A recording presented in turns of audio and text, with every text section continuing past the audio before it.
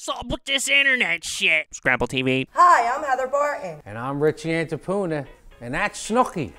Don't put that in there. I'm telling you, don't call me that. Acknowledge my song, bring my posse along to the party, could change the zone. My part of town. Girl.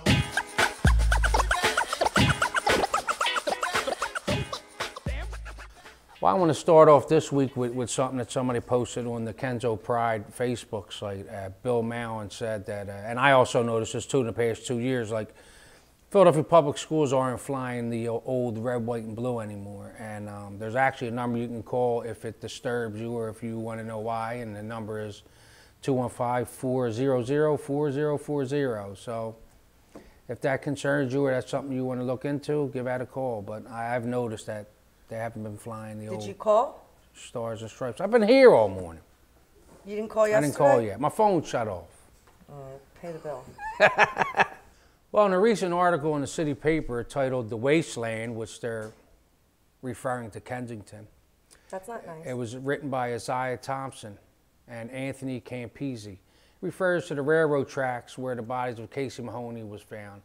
And one resident says ambulance arrive daily to retrieve the living or dead bodies of people who have overdosed. And I've actually been down there, shot a video, and there's like thousands and thousands of fucking used needles down there. Oh, I thought you were going to say thousands of bodies. Oh, no.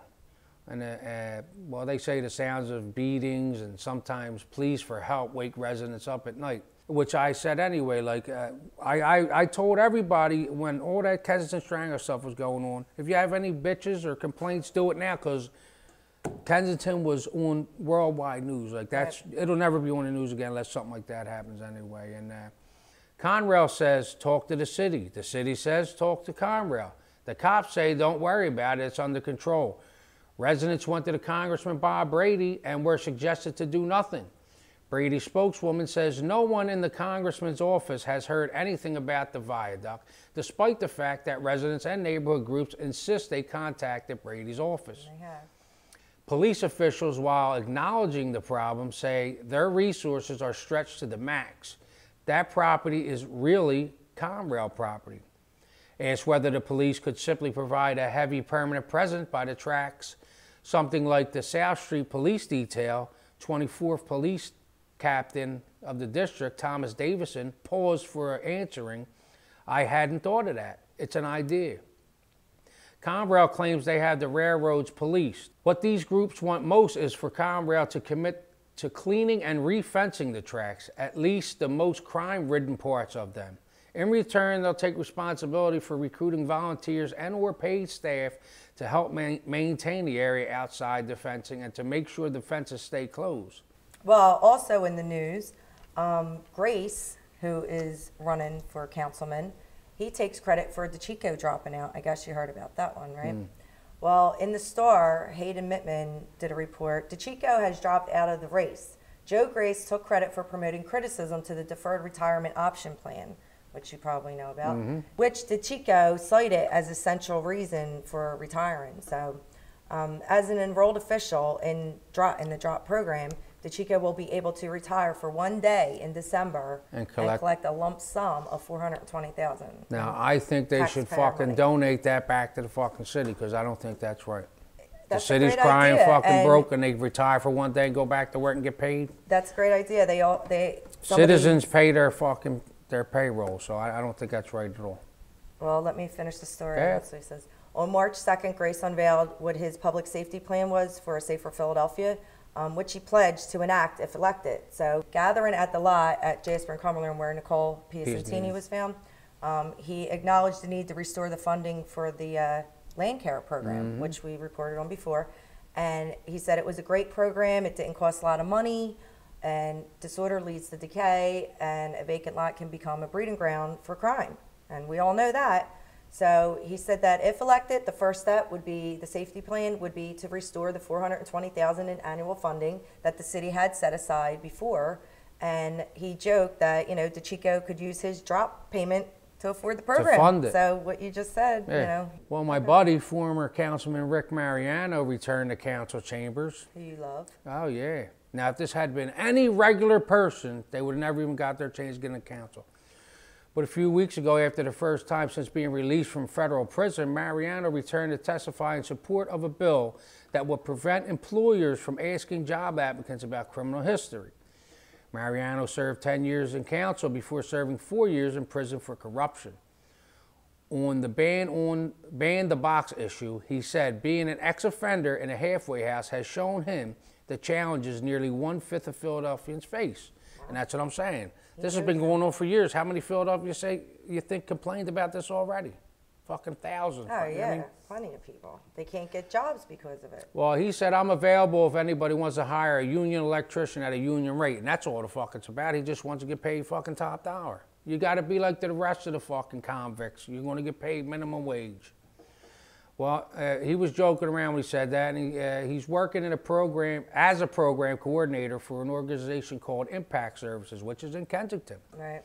The bill would make it illegal for employers to ask about convictions on an application or a first interview unless permitted by state or federal law. Proponents say it would remove barriers in employment and housing that prevent ex-offenders from reintegrating into society. Well, in the Metro, Mariano called his return to council chambers very bittersweet. He said, I never really enjoyed this. You might have thought I did. It was mainly something I thought I could do, and I did it. I have been better off staying an electrician, he said. His time behind bars included learning to play bass guitar from John Forte of the Fugees, really? The Fugees, yeah. He was in jail. Spending lots of time in chapel and meeting singer Carly Simon. She was in jail? No, she don't mean she was in jail. Maybe she just visited. And they hung out and sang? Well, maybe I don't know if they sang. Do you know that they sang? Well, she's a singer. So what? That's crazy. You're on the Jersey Shore. You're doing what the Kenzo jail News. Was he in? Snooki. Like, what was it? The Hollywood jail? Anyway, he says, I'm a fat 55-year-old white guy. What do I know about prison? Now I know. I hung out with the Gambinos, crime family. Wow. Ate with the Muslim Nation. He had fights, and he did all that silly stuff that is horrible, he said. So I guess he dropped the soap. Yeah. The worst thing you could be in a prison is a pedophile. Above that, a cop, and then a politician. I believe that. He said he completed a memoir titled Philadelphia Politics, Hollywood for Ugly People. That's what the fuck you get for fucking with me in my fucking after hours club, you fucking creep. Do you know who you're messing with? He still has people. Fuck him. I don't give a fuck about him. They're going to get you. The Daily News fucked up. PhillyNews.com reports that Police Commissioner Charles Ramsey is pissed because the Daily News messed up on an undercover internal affairs investigation when it recently detailed allegations that Joseph Sulpizio had repeatedly stolen money from people he stopped. He wanted Sulpizio behind bars, but now he will not be criminally charged because you blew the investigation, said Ramsey to the Daily News. The shame of this is that we weren't able to get him criminally because of the fact that the story ran. Ramsey fired Sulpizio for lying to internal affairs investigators and having no regard for his responsibility as a cop. Sulpizio, an 18-year veteran appointed to the Narcotics Strike Force in 1997, hung up on a reporter when contacted. Well, a lot of corruption in our police force. Plenty of it. It's been going on for years. I guess, well, why are we just finding out about it? Prosecutors describe how officer worked with drug dealers. Well, that's not too shocking. March 2nd, 2011, by Nathan Gorstein in the Inquirer said, using conversations recorded by an undercover agent and discussions quote on government telephone taps, prosecutors describe how a Philadelphia police officer worked with drug dealers in an attempt to earn extra cash, which they don't make a lot of money, so I guess they got to do things on the side. Mark Williams, 27, was discharged last year after he was arrested with 2 other officers, who they didn't name, and accused of cooperating with drug dealers to steal 300 grams of heroin in May and then share the profits when it was sold. He was also accused of later planning to rob a purported mafia courier carrying cash from Atlantic City. That's brave. He gets shot. I didn't know there was a mafia. Yeah, I know. I don't know. I don't think there's a mafia. Yeah, I wouldn't try to rob them. Well, rumors of Real Housewives of the Mainline. A local company is quietly casting mainline women for a pilot to pitch to Bravo as the Real Housewives of the Mainline. At this point, Bravo says they are not involved with this project. They say they are involving a casting all over the country for a variety of projects, but this isn't one of them. Personified Productions is seeking women who are extremely charismatic, outgoing, candid, and self-confident with strong fashion sense and style. I don't think they're going to get it in the main line. No. Fuck no. They get it in Kensington. Why won't they do Exactly. a show in Kensington? The Real Housewives of Kensington. Do a Housewives in Kensington. I want to see that because That's I'll right. watch that every week. The casting call also says Philadelphia residents will be considered if your personality is dynamite and you run in the same social circles as the main line. I'm going. I'm signing up. You run around the same circles? Yeah, I'm in all kinds of circles. I If always run in interested, circles. email personifiedproductions.com. Wow, that's crazy. So all you Kenzos out there, Yeah, personifiedproductions.com. go sign up. We're charismatic. We're charismatic, charismatic. Duh. Way to go, Snooky. All right, well, that's the show for this week. See you next week. Take care. Live, love, live. Stay charismatic. Pound you down with the funky sound from my part of town. Damn. Yeah.